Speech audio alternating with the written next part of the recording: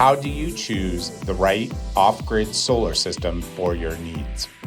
Choosing the right off-grid solar system is directly related to the amount of energy that is used in the house on a daily basis.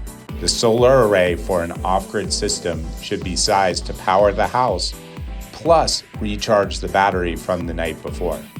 This means increasing the size of the solar array to generate at least 2 days worth of electricity in 1 day's solar window of 4 to 6 hours.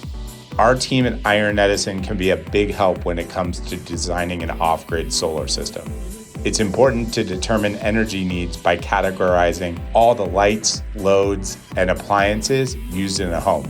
Once we have a basic understanding of energy needs, our team can recommend the right number of solar panels, the type of inverter, and whether or not a generator will be required.